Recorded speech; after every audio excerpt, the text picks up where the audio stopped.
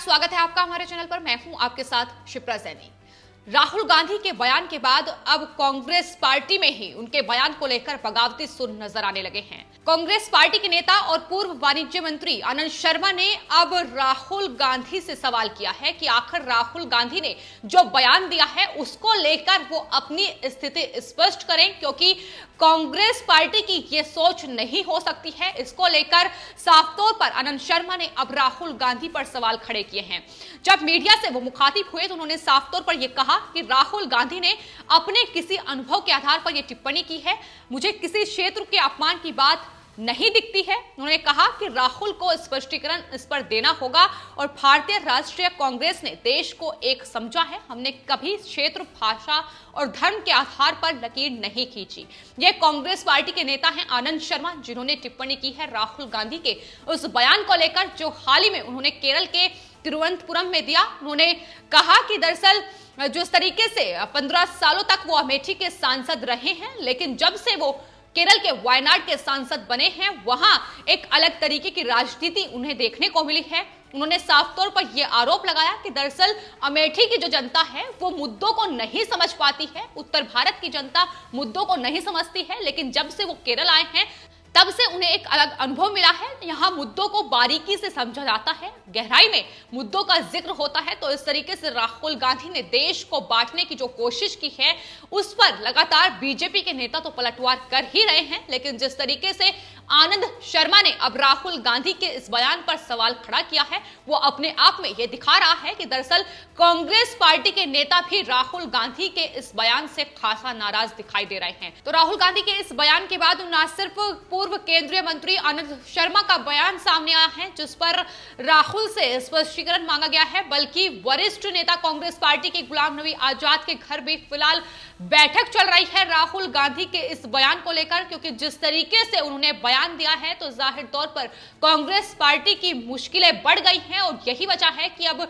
Congress party के वरिष्ठ नेता आनंद शर्मा के बाद अब गुलाम नबी आजाद के घर राहुल गांधी के इस बयान को लेकर बैठक चल रही है। तो बगावती सुर किस तरीके से राहुल गांधी के इस बयान के बाद कांग्रेस पार्टी में नजर आ रही है, इसकी बानगी लगातार देखने को मिल रही है। फिलहाल इस बैठक में क्या कुछ होने वाला है ये देखना होगा, लेकिन गुलाम नबी आजाद कांग्रेस पार्टी के वरिष्ठ नेता हैं और ऐसे में अगर उन्होंने राहुल गांधी के इस बयान को लेकर बैठक की है जिसमें कांग्रेस पार्टी के कई नेता मौजूद होंगे तो जाहिर तौर पर कांग्रेस पार्टी के लिए कितनी मुश्किलें आने वाले वक्त में बढ़ने वाली हैं इसका अंदाजा कांग्रेस पार्टी को जरूर होगा। आनंद शर्मा ने न सिर्फ राहुल गांधी के इस बयान पर पलटवार किया है, बल्कि गुजरात में जो चुनाव हुए हैं उसमें जो कांग्रेस पार्टी की हार हुई है उसको लेकर भी आनंद शर्मा ने कहा है कि गुजरात में जो नतीजे आए हैं, हमारे जो 8 विधायक दल बदल कर चले गए थे वो हमारा प्रदर्शन बहुत खराब रहा है और कल के नतीजे भी चौंकाने वाले हैं। ये समय है कि इसका अवलोकन किया जाए, यानी कांग्रेस पार्टी को आकलन करने की बेहद जरूरत है। जिस तरीके से कांग्रेस पार्टी के हाथों से एक के बाद एक राज्य फिसलते जा रहे हैं, तो आनंद शर्मा ये पहला मौका नहीं है जब कांग्रेस पार्टी के ही परफॉर्मेंस पर, कांग्रेस पार्टी के ही नेता राहुल गांधी पर इस तरीके के सवाल उन्होंने खड़े किए हैं। इससे पहले भी उनके बगावती सुर पार्टी में नजर आ चुके हैं। जिस तरीके से 23 कांग्रेस पार्टी के वरिष्ठ नेताओं ने सोनिया गांधी को एक पत्र लिखा था, एक चिट्ठी लिखी थी जिसमें उन्होंने लिखा था कि एक मजबूत केंद्रीय नेतृत्व की जरूरत कांग्रेस पार्टी को है और पार्टी को संचालित करने के लिए बेहद जरूरी है कि एक मजबूत नेतृत्व हो। और इसको लेकर 23 वरिष्ठ नेताओं ने चिट्ठी लिखी थी जिसमें यूपीए सरकार में पूर्व वाणिज्य मंत्री रहे आनंद शर्मा और साथ ही राज्यसभा सांसद भी हैं, वो भी शामिल थे। यानी आनंद शर्मा कई बार कांग्रेस पार्टी के लिए उनके बगावती सुर नजर आने लगे हैं। तो वहीं उन्होंने प्रधानमंत्री नरेंद्र मोदी की भी कई बार वो तारीफ करते दिखाई दिए हैं। कोरोना काल में जिस तरीके से प्रधानमंत्री नरेंद्र मोदी के नेतृत्व में सरकार ने अपना कार्यभार संभाला है, जिस तरीके से कोरोना के खिलाफ लड़ाई लड़ी है, उसको लेकर उन्होंने खुले तौर पर प्रधानमंत्री नरेंद्र मोदी की तारीफ की थी। इसके अलावा जब प्रधानमंत्री Narendra Modi serum institute, Bharat biotech और जाइडस कैडिला की यात्रा पर गए थे और वहां भारतीय वैज्ञानिकों और कोरोना के खिलाफ वैक्सीन का उत्पादन करने वालों के लिए उन्होंने उन्हें प्रोत्साहित करने की कोशिश की थी। उसका भी स्वागत आनंद शर्मा ने किया था। तो कांग्रेस पार्टी के ये नेता हैं और पूर्व वाणिज्य मंत्री यूपीए सरकार में रह चुके हैं, लेकिन जिस तरीके से कांग्रेस पार्टी पर ही अब सवाल खड़े कर रहे हैं, जाहिर तौर पर जिस तरीके से राहुल गांधी ने बयान दिया है और अपनी राजनीति को चमकाने के लिए उन्होंने देश को तोड़ने की कोशिश की है। आपको बता दें, राहुल गांधी लगातार इस कोशिश में हैं कि दरअसल जिन राज्यों में चुनाव है वहां की जनता को साधा जाए, लेकिन इस कोशिश में वो कितनी बड़ी गलतियां कर बैठते हैं ये शायद उनको अंदाजा नहीं है। जब वो असम पहुंचते हैं तो गुजरात के व्यापारियों का अपमान करते हैं, और जब वो केरल पहुंचते हैं तो उत्तर प्रदेश के लोगों पर सवाल खड़ा करते हैं। लेकिन इसको लेकर अब फजीहत लगातार कांग्रेस पार्टी और राहुल गांधी की हो रही है। यही वजह है कि बीजेपी उन्हें एहसान फरामोश बता रही है, और उत्तर प्रदेश के मुख्यमंत्री योगी आदित्यनाथ ने आज उत्तर प्रदेश की विधानसभा में साफ तौर पर और खुलेआम ये कहा कि दरअसल राहुल गांधी वो नेता हैं जिन्हें अमेठी की जनता ने 15 साल तक लगातार सांसद के रूप में चुना, लेकिन किस तरीके से एक ही पल में उनका अपमान राहुल गांधी ने किया है, इसका जवाब उन्हें आने वाले वक्त में जनता जरूर देगी। तो फिलहाल आनंद शर्मा की अगर बात की जाए तो आनंद शर्मा के बगावती सुर जिस तरीके से नजर आ रहे हैं, उसका नतीजा यही है कि आने वाले वक्त में कांग्रेस पार्टी को एक बड़ा झटका लग सकता है। वरिष्ठ नेता हैं आनंद शर्मा और यूपीए सरकार में मंत्री रह चुके हैं, और फिलहाल उनका पार्टी लाइन से हटकर इस तरीके से बयान देना कई सवाल खड़े करता है, क्योंकि राहुल गांधी के इस बयान के बाद जब उन पर बीजेपी लगातार पलटवार कर रही है, लगातार निशाना साध रही है, तो वहीं कांग्रेस पार्टी के ही कुछ नेता प्रवक्ता राहुल गांधी के इस बयान का बचाव करते नजर आ रहे हैं। रणदीप सुरजेवाला ने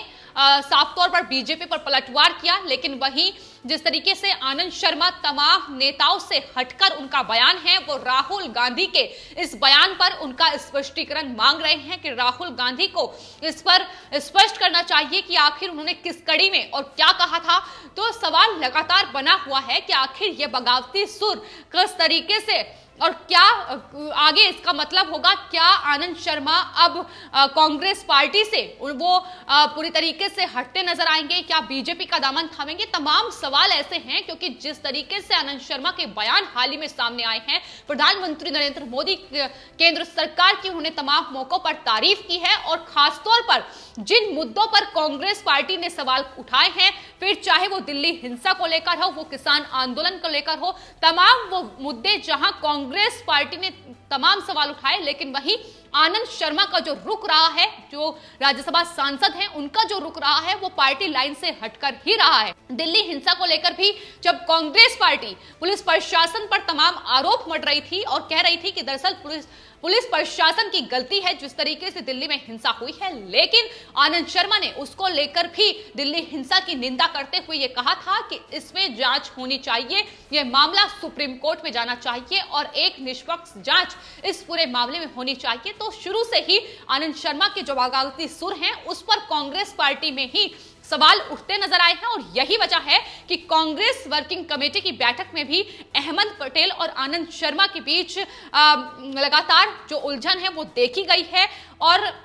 तमाम चीजें जो सामने निकल कर आ रही हैं वो साफ तौर पर दिखा रही हैं कि कांग्रेस पार्टी फिलहाल बिखरती नजर आ रही है। और उसकी वजह यह है कि कांग्रेस पार्टी के नेता राहुल गांधी, प्रियंका गांधी वाड्रा, सोनिया गांधी खुद पार्टी को संभालने में पूरी तरीके से नाकामयाब हो रहे हैं, और एक के बाद एक कांग्रेस पार्टी के हाथों से देश के राज्यों की सत्ता फिसलती जा रही है। पुदुचेरी, गुजरात निकाय चुनाव में हार, ये तमाम चीजें दिखाती हैं कि किस तरीके से कांग्रेस पार्टी अब देश में पूरी तरीके से धराशायी हो चुकी है। तमाम कोशिशें प्रियंका गांधी वाड्रा की ओर से उत्तर प्रदेश में की जा रही है, लेकिन किस तरीके से उनके ही भाई राहुल गांधी उनकी तमाम कार्यों पर पानी फेरते नजर आ रहे हैं, इसकी बानगी उनके बयानों में साफ तौर पर झलक रही है। एक और प्रियंका गांधी वाड्रा हैं जो एडी चोटी का जोर वहां महापंचायतों में चुनावी जनसभाओं में शामिल होकर किसानों जनता को साधने की कोशिश कर रही हैं। लगातार उनके बयान जिस तरीके का सामने आ रहे हैं, लेकिन वहीं दूसरी ओर दक्षिण भारत को साधने के चक्कर में राहुल गांधी उनका खेल बिगाड़ते नजर आ रहे हैं। तो फिलहाल कांग्रेस पार्टी अपनी ही रणनीति को लेकर बिल्कुल भी क्लियर नजर नहीं आ रही है और यही वजह है कि कांग्रेस पार्टी को एक के बाद एक देश में बड़े झटके लग रहे हैं और कांग्रेस पार्टी के ये नेता, वरिष्ठ नेता जो अब कांग्रेस पार्टी के ही नेतृत्व पर सवाल खड़ा कर रहे हैं, साफ तौर पर उनका कहना है कि पार्टी इतनी कमजोर हो चुकी है कि अब उसको एक मजबूत नेतृत्व की जरूरत है, जिस पर सोनिया गांधी, राहुल गांधी को विचार करने की जरूरत है। लेकिन राजनीति के चक्कर में देश को तोड़ने की बात राहुल गांधी ने जो की है, उसका ही नतीजा है कि अब बगावती सुर कांग्रेस पार्टी में इस तरीके से नजर आ रहे हैं। फिलहाल आनंद शर्मा का यह बयान सामने आया है, लेकिन इसके बाद भी उत्तर भारत में जो कांग्रेस पार्टी के नेता हैं, वो देखना होगा कि आखिर इस पर क्या रिएक्ट करते हैं। लेकिन फिलहाल आनंद शर्मा का यह बड़ा बयान, जिस पर राहुल गांधी का स्पष्टीकरण और साथ ही गुजरात निकाय चुनाव में जो हार हुई है, वो साफ तौर पर कह रहे हैं कि जिस तरीके से दल बदल हुआ है पार्टी के अंदर, उसका ही नतीजा है कि ये चुनाव भी पार्टी के हाथ से निकलते नजर आए हैं। तो फिलहाल गुजरात निकाय चुनाव में हार से लेकर राहुल गांधी के बयान तक आनंद शर्मा ने तमाम चीजों पर टिप्पणी की और अपना एक मत दिया कि किस तरीके से राहुल गांधी ने जो बयान दिया है उसका पार्टी लाइन से कोई लेना देना नहीं है। पार्टी लाइन से हटकर राहुल गांधी का यह बयान है, जिस पर उन्हें स्पष्टीकरण देना होगा। गुजरात निकाय चुनाव में हार का आकलन करना होगा, न सिर्फ गुजरात निकाय चुनाव में, बल्कि जिस तरीके से पार्टी देश के तमाम राज्यों में धराशायी होती नजर आ रही है, उसका आकलन भी कांग्रेस पार्टी को करने की बेहद जरूरत है। यही आनंद शर्मा कह रहे हैं। लेकिन फिलहाल कांग्रेस पार्टी के इन वरिष्ठ नेताओं के बगावती सुर आखिर कहां जाकर थमेंगे, ये आने वाले वक्त में देखना होगा। फिलहाल आपके इस पूरे मामले पर क्या राय है, हमें कमेंट बॉक्स में जरूर लिखें और चैनल को सब्सक्राइब करें। धन्यवाद।